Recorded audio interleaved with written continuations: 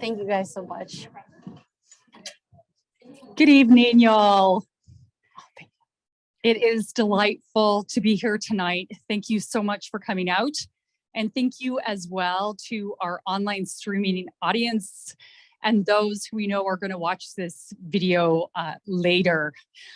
So thank you all so much for being here.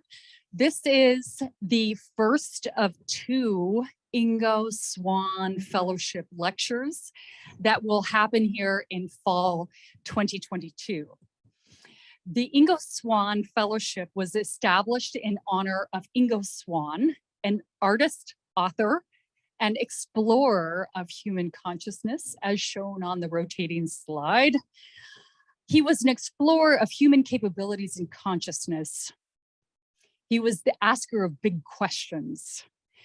In an incredible act of generosity, his family established this fellowship to advance scholarship in the field of parapsychology and to encourage the use of parapsychology's collections, which are held in Ingram Library's special collections, and for their use by these scholars in unique and creative ways.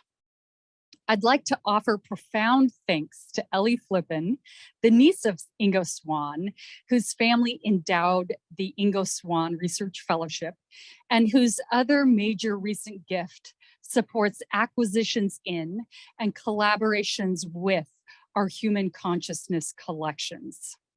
Please join me in a warm round of applause for Ellie.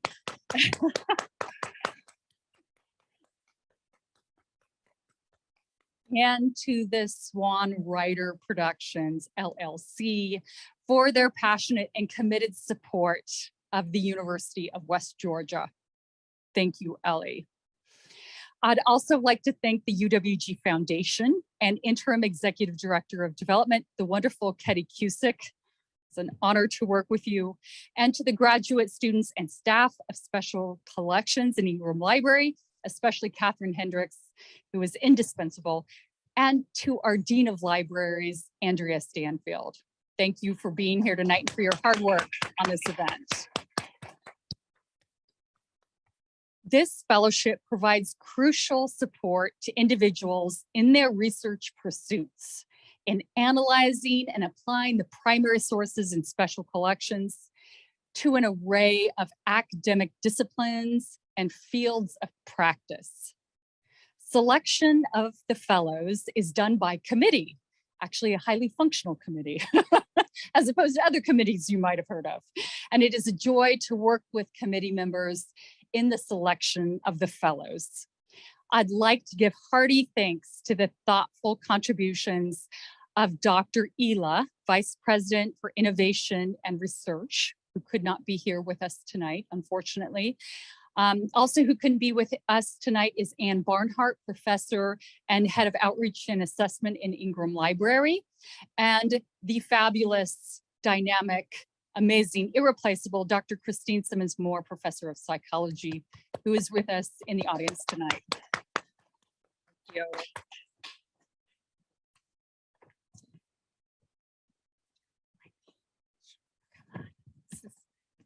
If you're in a public speaking class, take notes about how hard it is to turn the page, right? This evening's lecture, Metasensory Consciousness and Transcendence in Sport, will be given by our honored guest and 2022 Ingo Swann Research Fellow, Elizabeth Bergen-Bartel.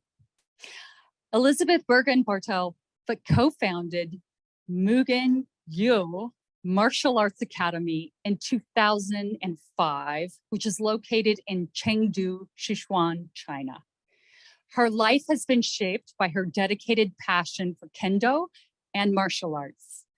Elizabeth's long history of training, teaching, and competing in the intense art of Kendo formed the base for her research on human consciousness under duress, seeking to understand how the mind and body adapt to extreme conditions.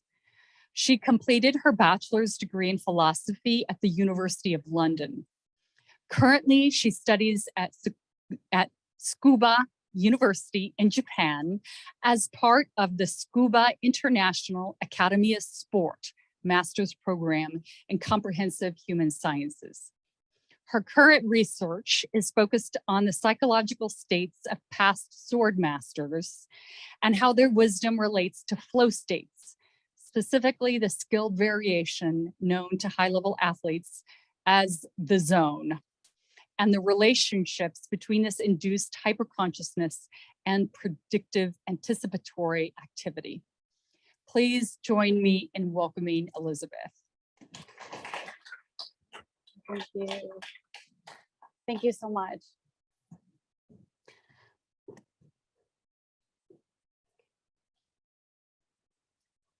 Cue the.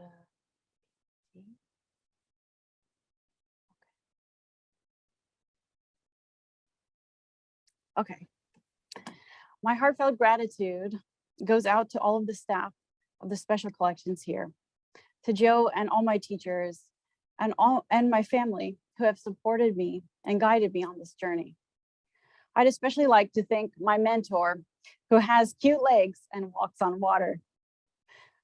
And thank you everyone here and to those joining online for being here, for your interest in the Swann Fellowship lectures and your support for the University of West Georgia's educational mission. My focus today is empowerment, the path to free-flowing awareness and deeper perception of who we are as humans and what we may achieve as a collective. This lecture will focus, on the capacities that come through non-ordinary states of consciousness, specifically known as combative flow states and the zone. I will also talk about psi in the form of something called pre-anticipatory activity and how it may present in martial arts and sports. Some may understand this as feeling the future, but there is now a substantial body of scientific research on the human capacities to anticipate the unexpected. However, it's definitely not a polished skill. As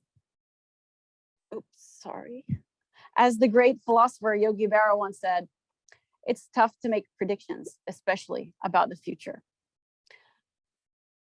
But I first want to begin with Ingo Swann and his effort to bring about empowerment through what he called metasensory consciousness, the ability and sensitivity to perceive subtleties, metanormal capacities that can be cultivated to cultivate human potential heights not yet dreamed of. Ingo was born in the small town of Telluride, Colorado in 1933, the first year of the Great Depression. Telluride in 1933 was an isolated mining town with a population of 210. The major employer was the appropriately named Pandora mine that opened and closed at random intervals. Telluride was a perilous place to live, with many unpredictable interactions with nature. Avalanches and wildlife made encounters with death a regular and normal occurrence. From the moment of his birth, Ingo also faced personal peril. Although born a healthy 9-pound baby, he was unable to digest his mother's milk and was next to starvation for the first 3 months of life. Later, due to the lack of calcium in his diet, he suffered from rickets, the softening of his bones. Ingo grew up in a magnificent mountain valley that was both beautiful and dangerous. He learned early on that forces beyond control shape and limit our lives, but that there are other invisible forces that guide us to a full and rich life. In his autobiography, Swann described the result. It was this natural magnificence, together with its unpredictable dangers and calamities, I believe, that installed in me a perpetual sense of struggle and survival triumph, and built within me a preference for the heroic, the cosmic, and the profound. The most important and powerful force in Ingo's childhood was both natural and seemingly supernatural. The deep, unreserved love of his mother and family. Love gave him the resources and experiences that he only understood many years later. This was his first encounter with a vital inner reality of vast energy beyond his physical reality. Years later, he described it this way. I remember my mother holding me almost constantly, and my father and my grandmother's memories not normally accessible, but there for me due to the fact that during this terrible ordeal, the I part of me was not within the declining little body, but outside of it, watching and experiencing all the vast amounts of emotion and love that were poured into it. With an IQ of 161 and a supersensitive developed aesthetic sense, his childhood imprinted patterns that would shape his perception and his life. Ingo, through his experience, understood the inseparable integration of mind, body, and a greater vital energy. Indeed, his childhood enchantment with the mountains, along with early personal trauma, connected Ingo with greater currents.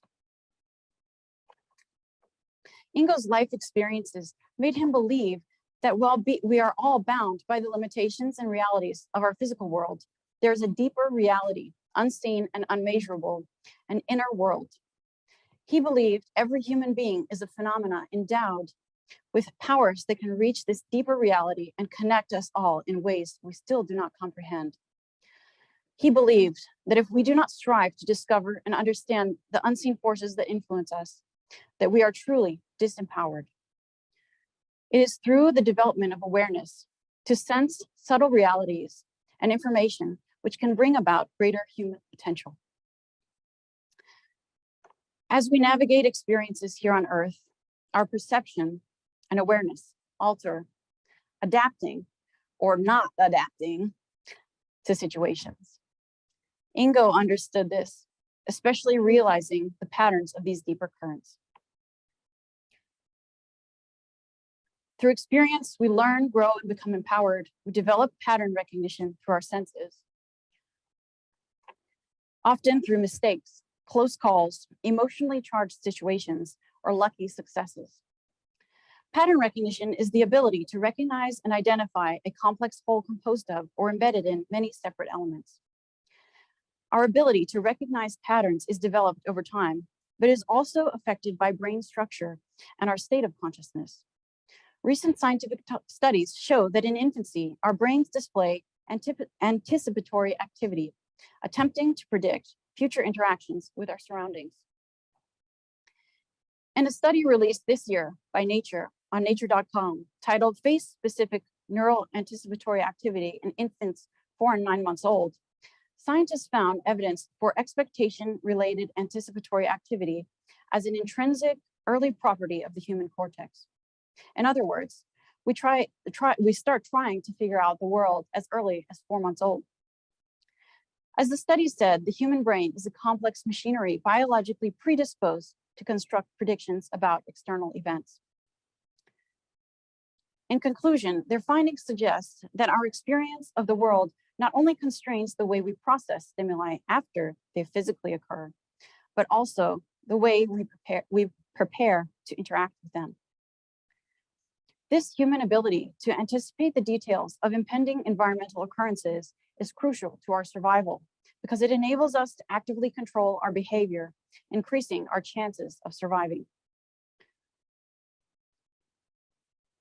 This suggests that our cultural imprinting and pattern acquisition that result from charged experiences fundamentally shape our conscious awareness. For me, this raises the question whether early traumatic experiences shape our sensory systems to reach even further towards stimuli to apprehend, to predict future possibilities. Indeed, anticipated futures may come as an inconsolable prophetic psychic vision, like the one Ingo experienced at age 4 of the family house erupting in flame and fire, a premonition that subsequently saved the lives of his whole family. The foreknowledge of such potential destruction, also known as precognition or informational psi, or in the case of Ingo, premonition, has saved countless lives. It seems irrational to discount such data, accounts that have and can save lives, even if they are difficult to explain. Although many scientists dismiss the idea of somehow knowing the future as some supernatural impossibility, Vast accounts of psi experience around the world, along with a wealth of scientific research, has found credible evidence that informational psi is real.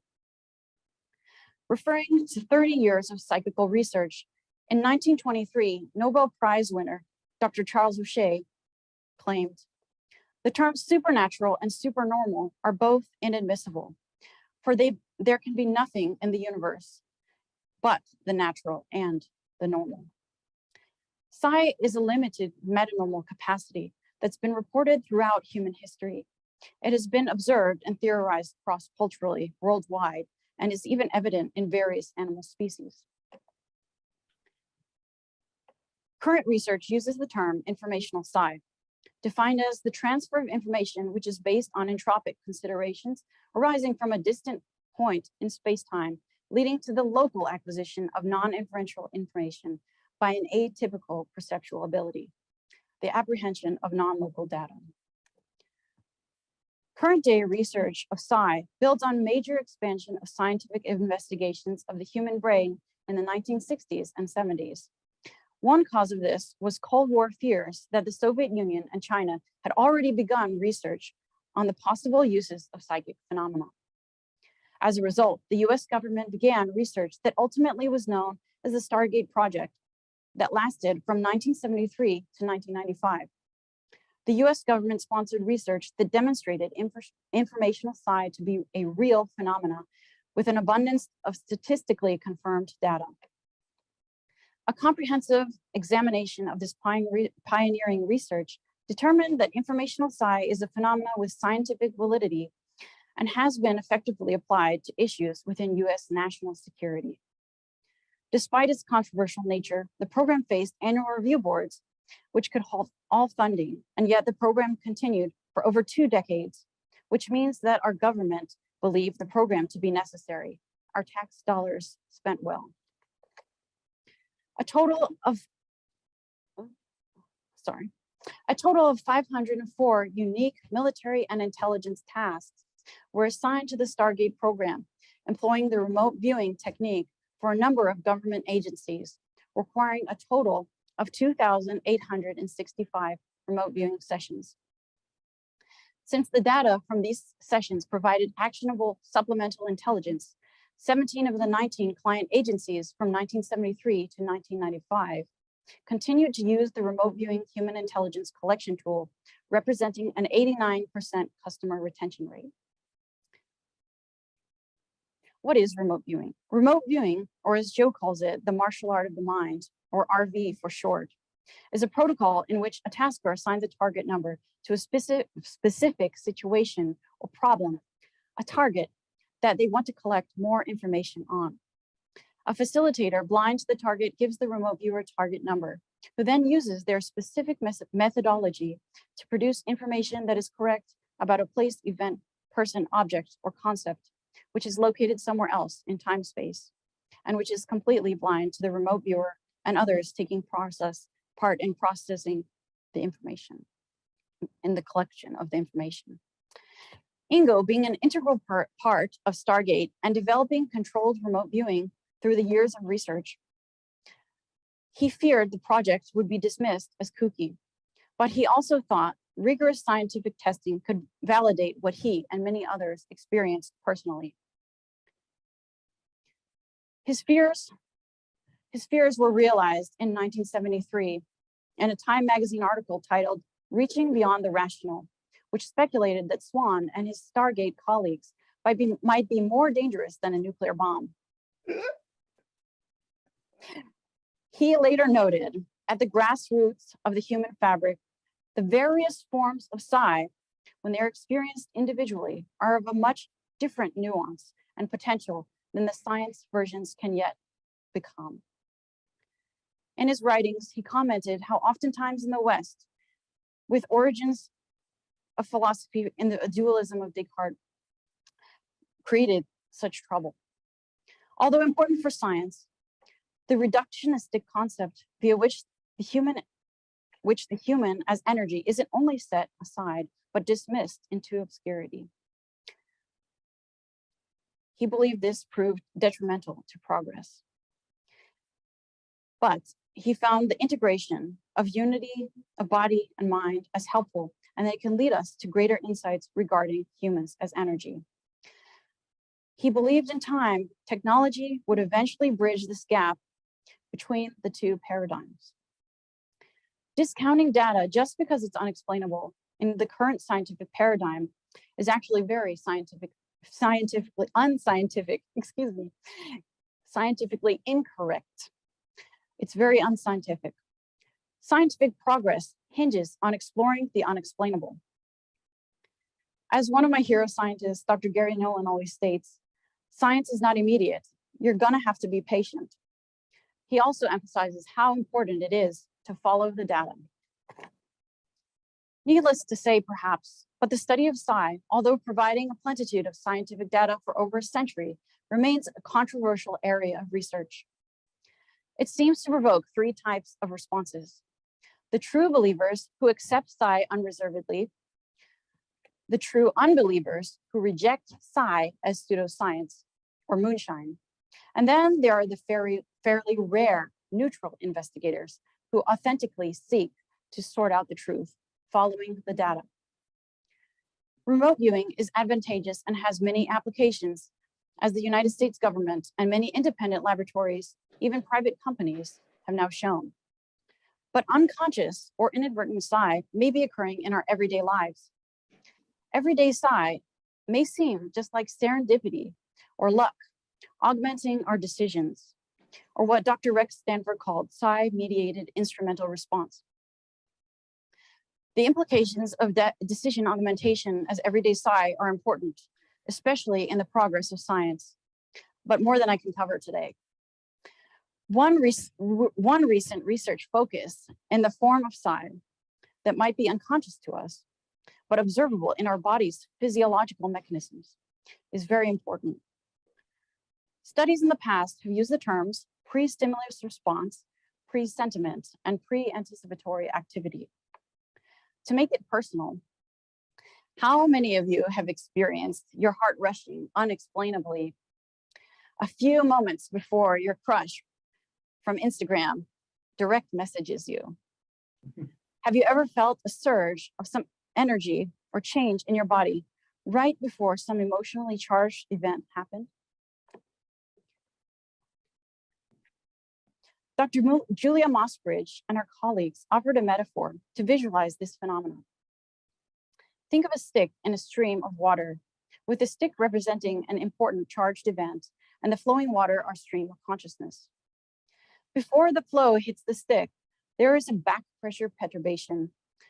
According to the significance and immediacy and entropic considerations of the future event, the larger the back pressure, the more likely there will be this anomalous feeling, dependent on the subjective disposition of the individual and their capacity for psi. As a general rule, strictly adhered to, these pre-stimulus response investigations are conducted using scrupulously precise double-blind methodology and other safeguards to exclude all known elements that might cause erroneous results. Many employ the most advanced technologies to further randomize and protect against any possible artifacts that could influence the outcome of experience. In addition, over the history of the studies, more accurate measurement technology was incorporated to monitor physiological responses, such as electrodermal skin conductance, EEG, ECG, and other instruments to measure brain activity, heart rhythms, and otherwise. Perhaps the most impressive of the studies is an ongoing meta-analysis undertaken by Dr. Julia Mossbridge and her colleagues. Meta-analysis simply means an overall study of existing investigations on a specific area of research.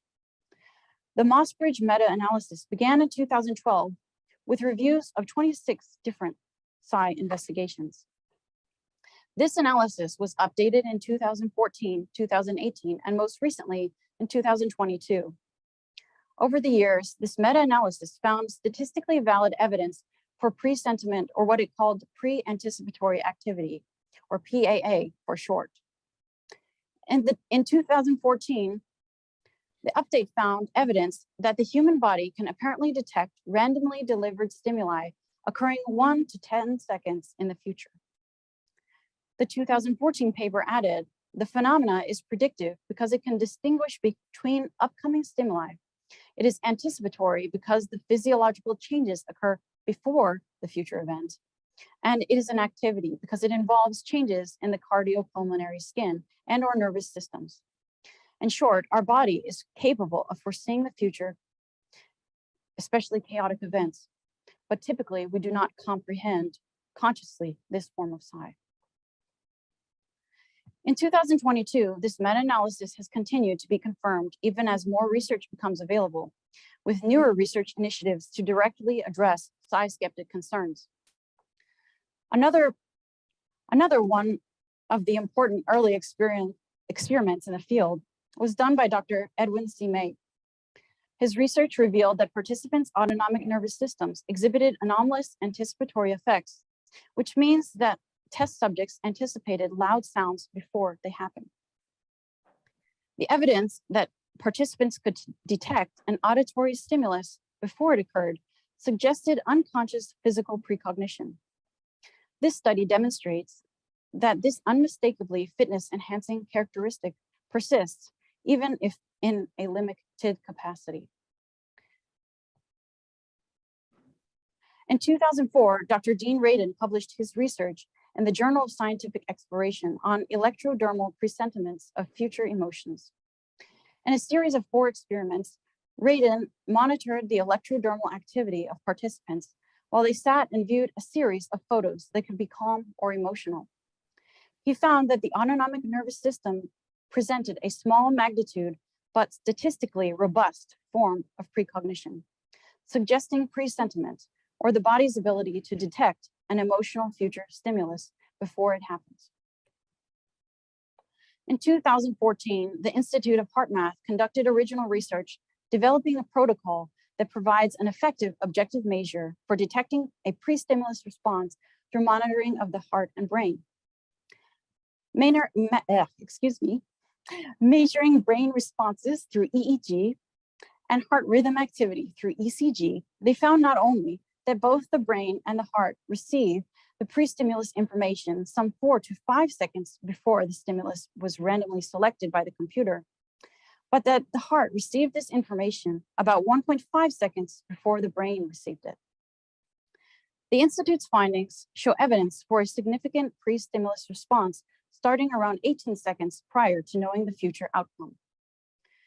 More importantly, they propose that being in a state of psychophysiological coherence is expected to enhance intuitive ability. This implies that while in a state of calm, one may be more able to apprehend future stimuli.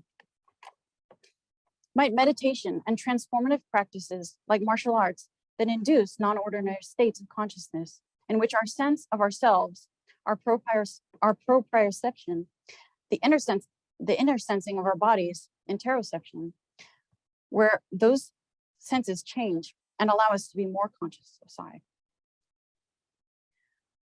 Although most of the time we function with a typical normal state of consciousness, there are times where the entire flow of awareness alters.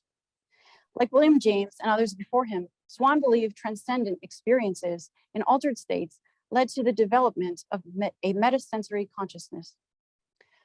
Altered states of consciousness, which for the sake of this talk, we may also call non-ordinary states, have been recorded throughout human history and continue to be an important topic of research today. Some experiences of such states include feelings of transcendence or oneness, the mystical, daydreaming, and much more. Dr. Tart defined once as the states of consciousness that entail a shift in the normal awareness experience for any given entity. This includes a change in which one experiences a different pattern of mental processing and functioning that may include changes in perception, attention, and focus.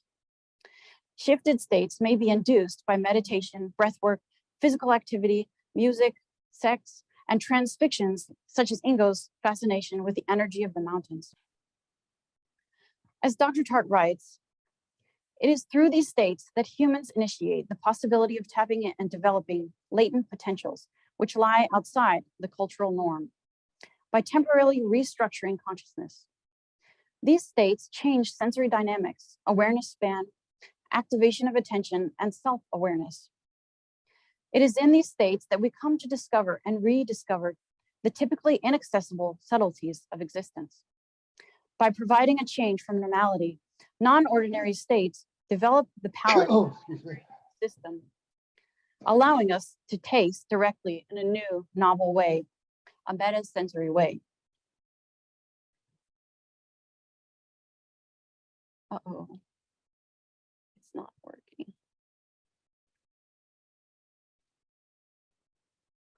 Can you click it for me? Okay, I'm just gonna signal you. Is that okay? Okay, thank you. For me, intense anger led to my first memory of an altered state, an experience that initiated new awareness.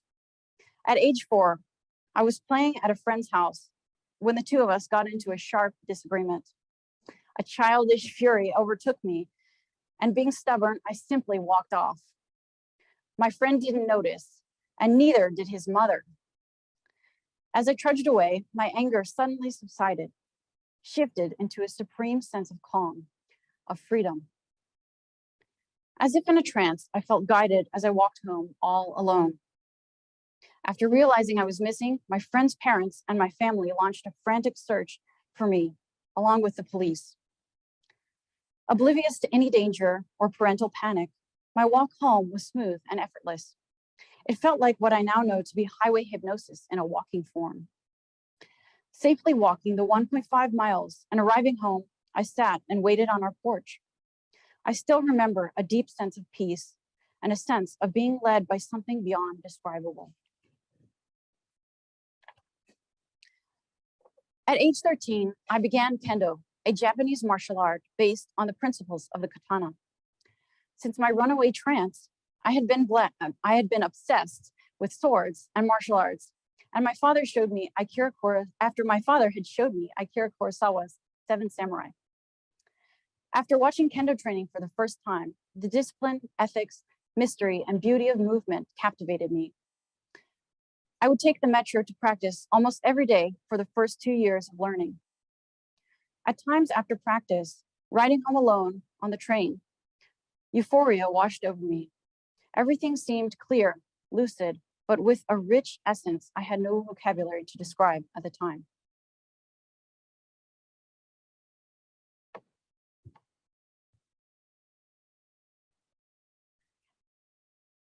After training rigorously, honing skills, sweating, crying, bleeding, and losing in competitions for many years, I won my first championship. During the experience, everything seemed to be in a paradoxical harmony, light and effortless. Time slowed. I lost myself. And it was as if my opponents were immersed in some medium that slowed their movement. A deep sense of knowing, of unity, as my body, mind, and sword synchronized, unfolded a profound awareness. After this experience receded, I was fundamentally changed. I trained even harder than before, chasing the feeling like a demon, recovering of that sense of ethereal, ever-flowing fire of what I discerned to be authentic empowerment at the time became my only focus and synonymously my greatest setback.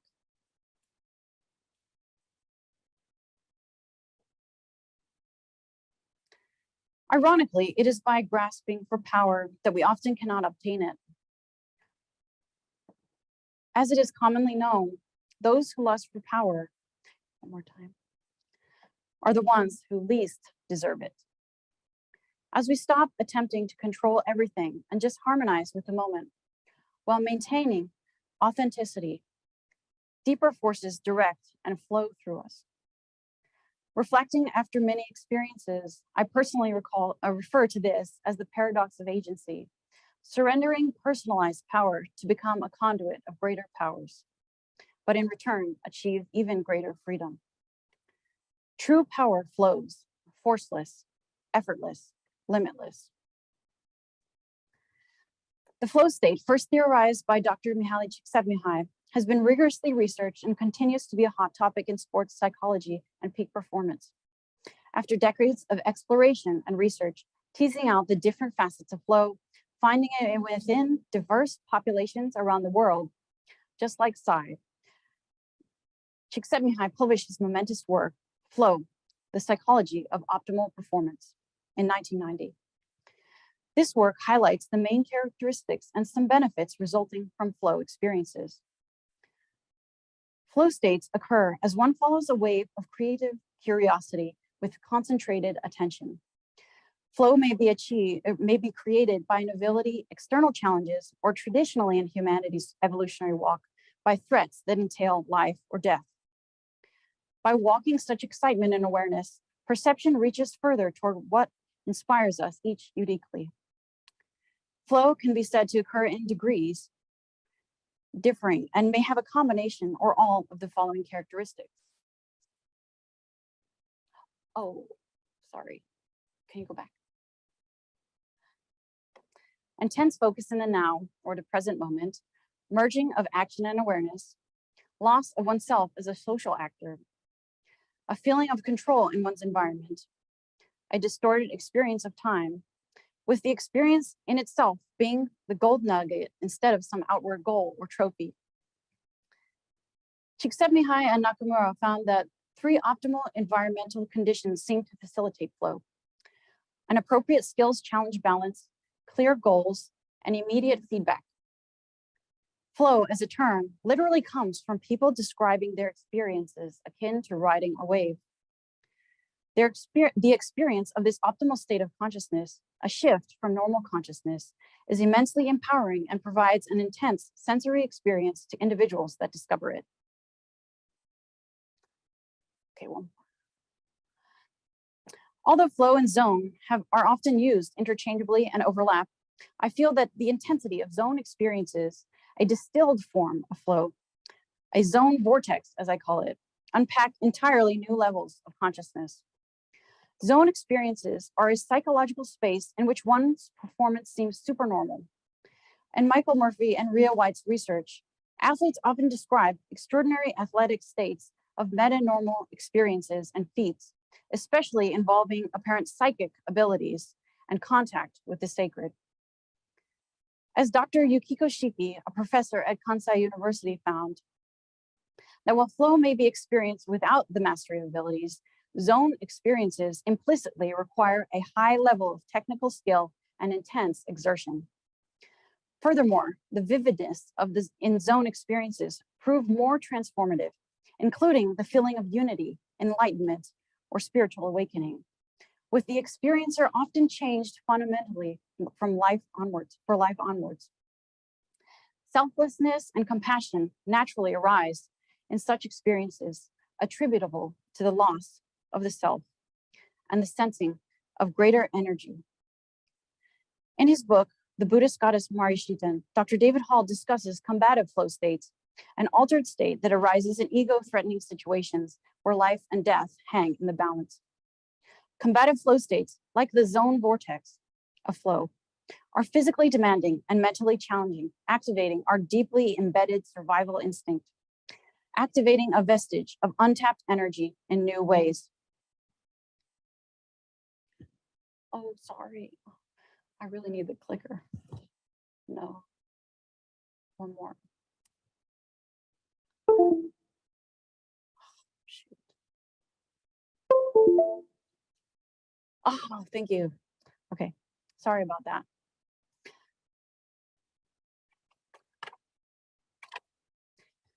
Just think of Medal of Honor recipient, Sergeant Alvin York, and his active leadership, his incredible feats during World War I, capturing 35 German machine gun nests and 132 prisoners. Impossible feats showing combative flow to the extreme, vital energy to the extreme. In Eastern philosophy, Qi, or Qi in Chinese, prana in the Hindu literature, is often called the vital energy life force and has been studied by sages and martial arts masters since ancient times. In 1989, Ingo wrote about something similar to universal Qi, calling it an electrical fluid in which there are flows and currents, motions and movements that connect us with the cosmos.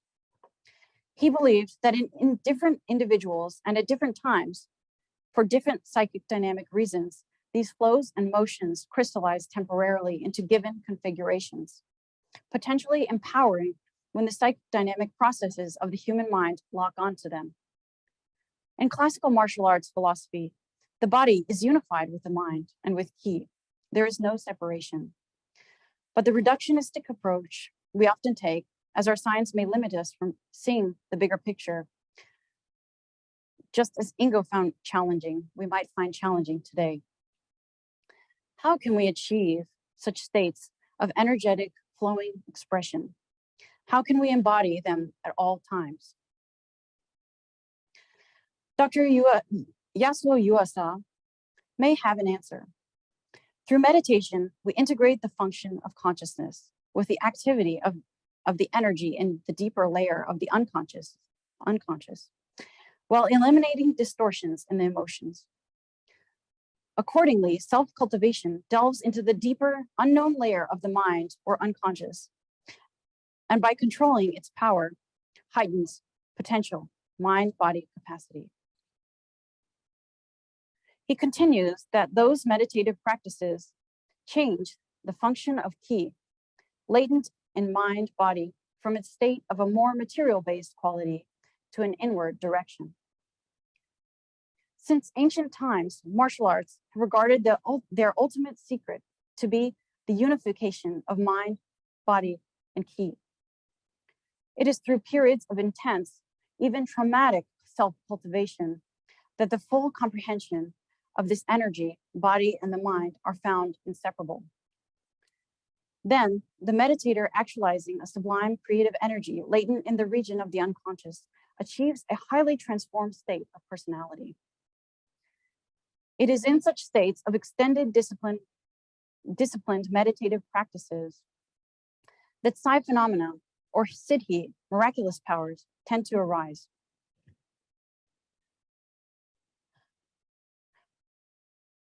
Through developing sensitivity to subtleties, through meditation and disciplined immersive practices, one can come to a still point in essence, a state of mushin, or a mind of no mind. Maintaining stillness, like the body of a rock in the midst of the indeterminacy that storms around us, we may reflect in physical form the immovable, all-pervasive, powerful current of energy. Dr. Hall in his research discusses the conditions and mindset in which such states occurred classically. When fully empowered, the warrior attains a state of selflessness, muga, one in which they are complete, unconcerned with winning, losing, and non-grasping. It is in this state of total awareness and stillness, a state of mushin, is realized. The mind knows no obstructions, no inhibitions, and is emancipated from the thoughts of life and death, gain and loss, victory and defeat. Sword saints and masters such as Yagyu Munenori, Musashi, Isai Chozan, and many more have commonly described similar states in their works. When the mind is in a perfect state of void, of emptiness, it achieves wonders. Takuan Soho also speaks of the right mind, allowing perception to continually flow outward like water.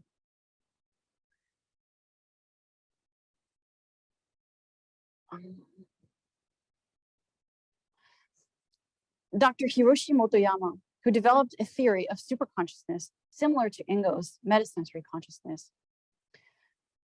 Through his research, he found that psi energy depends not on time and space, but on the openness of one's mind.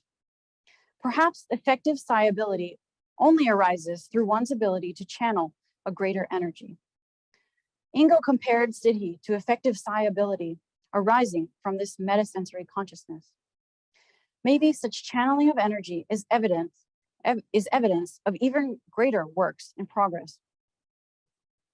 As Michael Murphy states, psi, siddhi, metanormal capacities can be viewed from an evolutionary perspective.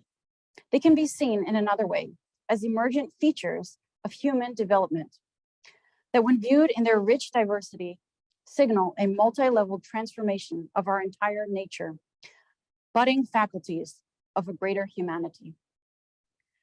Through the liberation that comes by cultivating awareness through transformative practices, These capacities arise, allowing one to unify and harmoniously synchronize their individual streams of awareness with the universal flow of energy. While this may seem counterintuitive, I believe stressful confrontation produces the sharpest and most distilled form of altered consciousness, allowing for greater apprehension of psi. Even in our modern versions of non-lethal competition, it touches the survival directive of life. It strips away mundane worldly concerns. It negates the ego and crystallizes the true essence of being. It is in the fiery crucible of forging ourselves that we develop such authentic metanormal capacities through our bodies tasting of energy and subtle information. Relating to the martial arts, martial arts allow us to comprehend the intervals of time and space, and also the psychic time and space, what may be called Mai in Japanese. Dr. Joseph H. Rush believed that it is possible that top-level athletes and martial arts masters sometimes exhibit what he called psi enhancement, akin to unconscious psi, to succeed in their crafts. Like psi-mediated instrumental response, inadvertent psi may exhibit in different ways due to the different intervals of time and space and of Mai, the psychological space, or cyclic interval of time and space, in addition to one's predisposition to apprehend psi. Sometimes psi looks like lucky instinct. For example, at a distance interval, one's body may decode the possible future stimulus of perceiving a bear, which may lead one to move in a different direction, not going to the river, and therefore unconsciously changing the potential future. The potential future of encountering the bear. At an even closer interval, think of a duel. We're going to watch a clip from Akira Kurosawa's Sanjuro. Please watch how the intensity of the psychic space between the two intensifies and how it plays out.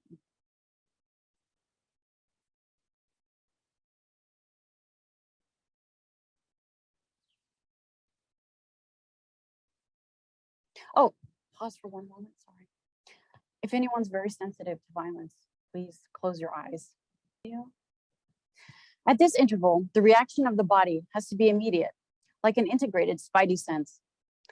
Now I know that Sanjuro was a movie with detailed choreography, but there is evidence of this type of psi possibly occurring in Kendo.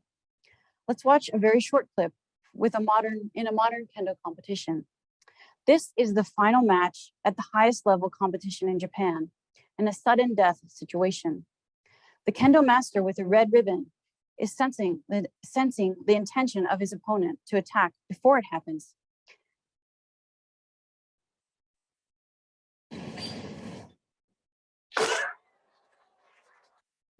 He instinctively attacks, creating a valid point. If thoughts are within, their tints will be manifest without. In this combative situation, with so many moving elements, it's important to differentiate between possible overlapping phenomena that may be occurring. Let's consider the following aspects as applied to such a one-to-one duel.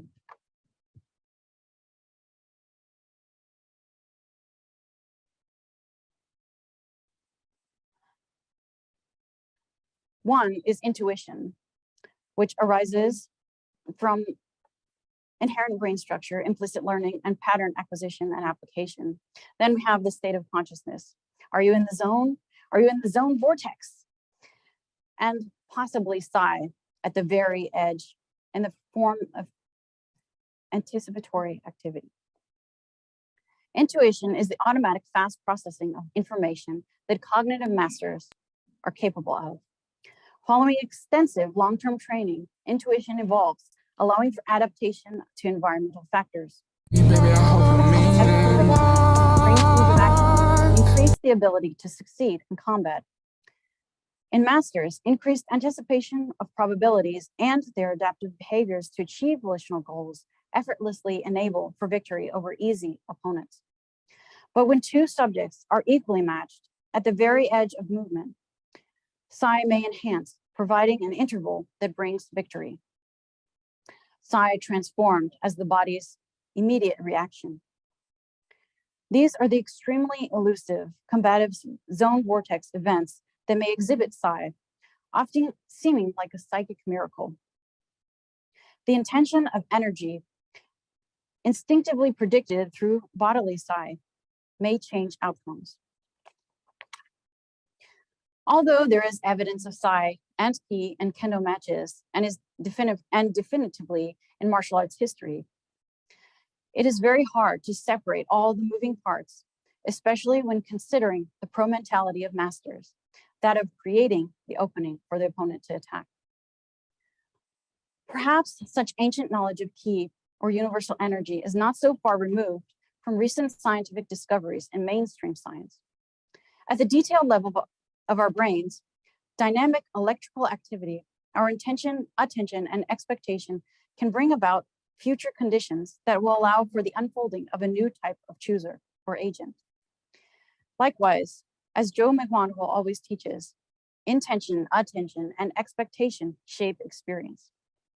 In the brain, as attention increases electrical activity, and with extended periods of attention over time, local synaptic connectivity, the connections in the brain, are enhanced.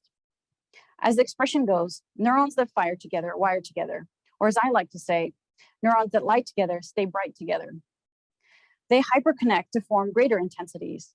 Attention, especially while in flow, increases the learning ability to achieve goals. And when we focus and unify with those around us in group flow, our psychophysical systems seem to synchronize, and we learn even better than before together.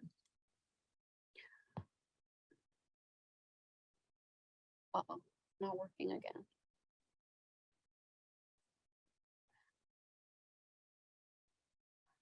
Okay. Although research in the neuroscience of flow is ongoing and more is being discovered every day, brainwaves of people in flow have been shown to be at the theta alpha borderline with bursts of gamma.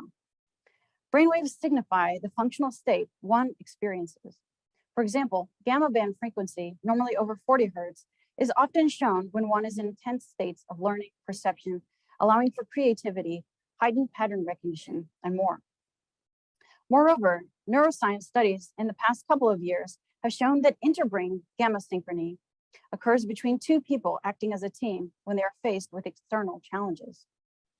Through hyperscanning EEG, when presented with an external threat, interbrain gamma synchrony between players led to higher coordination and success in overcoming a challenge. The brains of the team synced, oscillating on the same wavelength. Interbrain gamma synchrony increases group coordination and creativity. Perhaps future research measuring different physiological expressed forms of synchrony will reveal how optimally functioning works as a collective.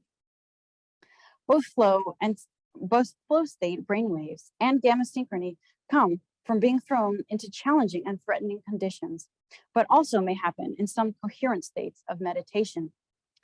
Interestingly, research found that long-term meditators can self-induce high amplitude gamma synchrony during meditation. As Jigoro Kano sensei believed, it is through collaboration and coherence in these coherent states. Oops, I'm really bad at this. It is through collaboration in coherent states such as this that we can instrumentally bring about peace within ourselves. Peace will then be realized in our outer world. This can be most evident through the practice of Budo. By thinking of opponents as part of our team, we may sync with them and anticipate our shared futures, creating creative collaboration and growth. In baseball, the interaction of the pitcher and the batter at incredible speeds, evidence for psi may be more clearer. If the batter is really good, they may be using psi, inadvertent or not, to be able to predict when and where the pitch will come.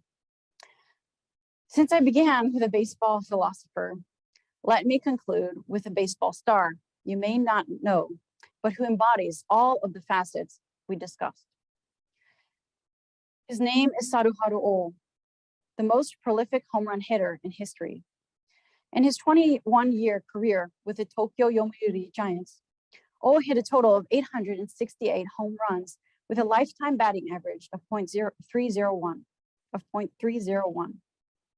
On that scorecard, he bested his friend and baseball contemporary, Hank Aaron, by 113 home runs. Beating both the records of Babe Ruth and Hank Aaron, none would have thought possible, including himself. Yes, I know you baseball experts and Aaron fans can argue that O faced a different caliber of opponents, though O did do very well against American pitchers. But O's accomplishments are most remarkable for the backstory. Like Aaron, he had to cross many hurdles just to get in the dugout. Suffering discrimination from birth due to his mixed heritage of Chinese and Japanese, and losing his twin sister in infancy, O rose against all odds in post-World War II Tokyo. He was left-handed, another serious handicap in Japan, and he had a hitch in his batting stance that limited his swing. O's baseball career might have ended abruptly if he had not met Hiroshi Arakawa, who became his coach and mentor. Arakawa was a follower of Zen, and he began teaching O about ki and the concept of mai, the integral cycle of time and space between opponents. The physical separation between the pitcher and batter is about 55 feet, and a 100-mile-an-hour fastball arrives in about 375 milliseconds. If you blink, the ball is in the catcher's mitt. But O learned that the critical separation was not about milliseconds. In his biography, he recalled the lessons from Ueshiba Sensei, Aikido's founder. Mai is there because the opponent is there. If you don't like that situation, all you have to do is eliminate the mai between you and your opponent. Make the opponent yours. Absorb and incorporate his thinking into your own. Become one with him so you know him perfectly and can be one step ahead of his every movement. O trained relentlessly, training in the way of the sword and the way of the bat. He developed his distinctive flamingo stance to eliminate the hitch. He honed his skills of intuition, pattern recognition, and access to flow. He learned to embody a state of mushin, an unfettered mind, becoming the body of a boulder in a chaotic storm of action, a state that allowed him to no longer see his opponent as an opponent, but as a collaborator. If we were able to read the EEGs and ECGs of O and the pitchers he matched up with, I speculate O would demonstrate physiological synchrony with that of his opponents, allowing him to access information directly, allowing a form of bodily predictive psi. Like every great baseball hitter, Saruharu Oh learned how to turn a fastball into a home run. He found an empowerment that changed his life, an inner lucidity allowing for greater perception. Through forging ourselves, developing metasensory consciousness, achieving such fleeting moments of stillness, I believe, will exponentially benefit the experience of life and allow us to express our greatest potentials. For me, holding only fragments of such experiences, holding such small fragments of experiences has led to a continuing strain of synchronicities, some serendipitous, some traumatic, but all brought me here today. I will share one such novel synchronicity. Walking to the Ingram library last week, at the exact moment I was thinking of Saruharu Oh, I looked down, and next to the sidewalk was this baseball, which had to have been a home run hit out of the ballpark at Cole Field. By now, your eyes may have glazed over, and you have entered an altered state of consciousness, eager to flow right on out of here. And obviously, I did not come here to teach or lecture, but to study and explore. This has been an extraordinarily valuable experience for me. even the sometimes frustrating process of collecting thoughts for this talk, which like my life is a work in progress. In finding that old miraculous baseball, I was reminded that each of us discovers and rediscovers, searches and researches in a lifelong journey of being human, experiencing our real world and becoming aware of the inner vital world that flows through all. For me personally, this is still a matter of gathering data, following that data, and exploring what seems like a vast range of possibilities in areas like pre-anticipatory activity and gamma synchrony applied to sports and martial arts. Back home in my dojo, in a private research focus group, we have effectively found some ways to, and interesting ways, to induce flow, with some members even experiencing the full zone vortex, showing it in their competition successes and the transformation of their character through interactions in their daily lives. In the short run, I'm seeking to find practical ways to broaden and deepen both my own experience and skill, but more importantly, to find ways to empower students of Budo and athletes through training and coaching. My sincere intent is to find effective strategies of enabling people, providing opportunities to experience the transformation of transcendence. With our modern real world focus on winning, on records, on money and fame, I believe we need to find ways to preserve and reinforce a focus on the inner rewards, the reward of igniting our true passions and creativity, so that we pass on the rich philosophical and spiritual experience of past masters, continuing the line of progression and potential. We are all human experiencers, imperfect, but the flow we achieve as a collective, the harmony discovered from our unique passions shared outwardly, will make or break our combined future. For me, embodying love while honoring and crystallizing authentic awareness within, syncing with all as much as possible, seems to be the only rational conclusion. I will end with a quote from the heart of the teachings on recognition. When there's full realization of that, the mind, by turning within, ascends to its expanded state and is revealed as nothing but awareness. Thank you.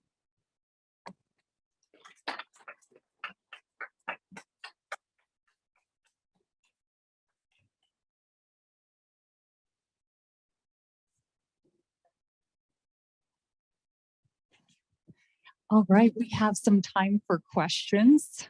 And I'm going to give you the mic just so that it goes on the recording. Questions from the audience?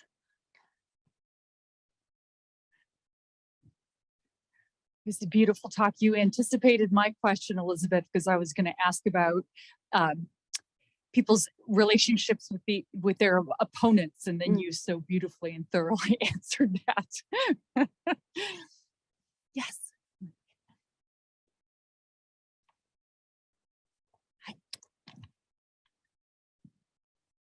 So this was a great experience in my presentation, so thank you. So to talk about gamma, that really interested me. I want to know, are there any real world experiences or studies or clips of maybe showing teams or are people interacting together in a group flow and maybe predicting their opponent's moves, working seamlessly? So that's an excellent question. Thank you for that. Well, one issue, obviously in sports and martial arts, is going to be measuring, because typically when you're doing hyperscanning EEG, you're sitting and it's really sensitive. So if you move a lot, there's going to be artifacts, but of course that depends on the technology available. But that would be a really awesome thing to research, and a great, yeah, that's something I'm really interested in doing if it's a possibility. But yeah, so far as from what I've read, the studies are mainly people playing video games together or doing puzzles or stuff like this.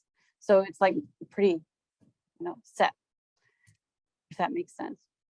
So I hope maybe some awesome scientist from this university is going to develop measurement ways to do all this cool stuff. And then you guys can get all your athletes to the Olympics. And yeah.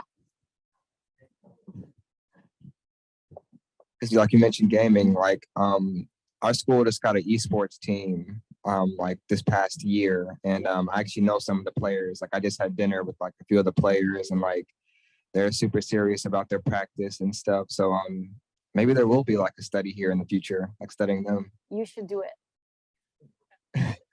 Psychology's not my major, but maybe. Well, what's your major? Health and community wellness. Oh, well, you could collaborate. Maybe, yeah. And you Yeah. have an awesome professor here who can help you. Okay. Yeah. I Thank want you. to see it. Please keep in touch. I want to know if anything happens. Yes, plus there's research on kind of human computer interactions on that in that vein too. Yes. Thank you, Elizabeth, for such a fascinating talk. So I'm just wondering what the next step is in your research process. Are you planning to do any PSI studies with your martial artists, or what's the next thing for you? Thank you.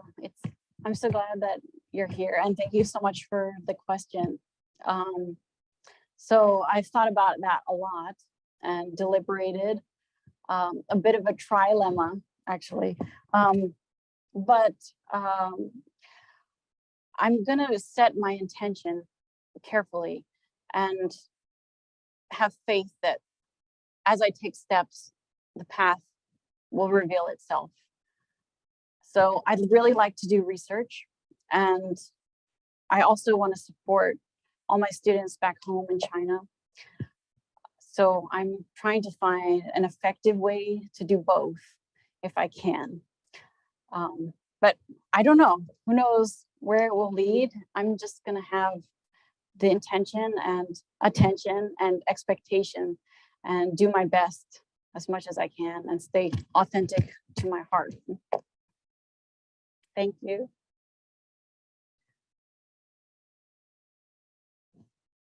All right, Ellie. So the baseball that you found, what were you thinking when you found that baseball at that moment? Yeah, I was thinking of O and Hank Aaron, and how even though they were from different countries and have completely different cultural background, and we're literally like they're competing against each other to get the best record, right? But how amazing it is that they can be such friends, and how sports can connect the world and create peace. And it's really a grassroots movement, but it takes some focus and realization of how awesome the power of sports, and what that can achieve. So that's what I was thinking at that time. And then there it was. I was like, oh my God, I had chills. Like, I don't know. Yeah, crazy chills when I saw it. And I picked it up, and the whole day was remarkable.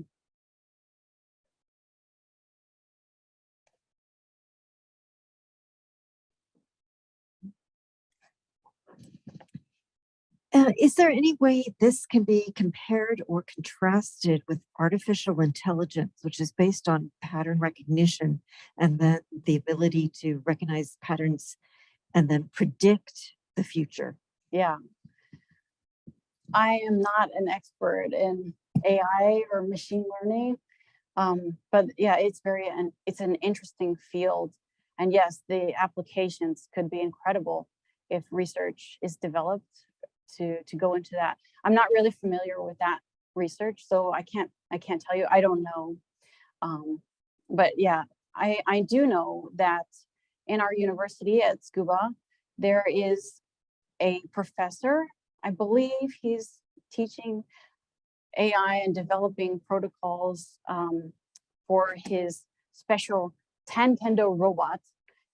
He's built this robot, and I think they have all sorts of algorithms, if I'm remembering the right, that they're developing based on real people movements in 10 kendo, which is using like the front part of a bayonet, like a short sword. So they're using like real people to develop, like to first of all capture the movement, and then try to teach the robot how to move. And then, yeah, so I can tell you that there's that kind of research, but I can't really speak too much because it's out of my vocabulary and knowledge. Does that help at all? Good question. All right, any final questions? Elizabeth, that lecture was amazing. Thank you. Well, thank you. I'm so sorry much. I had trouble with the clicker and we missed slides, and oh my gosh. And then someone on Zoom was being very inappropriate. Oh gosh. But yeah, so I'm really sorry for that. This is my first ever full-blown lecture. I do teach martial arts regularly, but it's not like this setting where I'm presenting studies and trying to integrate the awesome special collections, and especially Ingo Swann, which I highly recommend you guys all visit and do lots of research and studies here, because it's just a treasure trove of data and information and life experiences. I mean, this is the only place in the world with really that much from so many different founders in this kind of field. So please go read as much as you can and discover. I regret I couldn't stay here longer. Thank you. And thank you all for coming. As just reiterating what Elizabeth said, please come use Ingram Library special collections, especially our human consciousness collections. You can email me, Blynn Olivieri Parker. I realized I completely didn't introduce myself at the beginning of the remarks. And it is our honor and pleasure to have you here. Elizabeth, thank you again. Thank you all so much. Thank you, Blynn. Thank you. Thank you.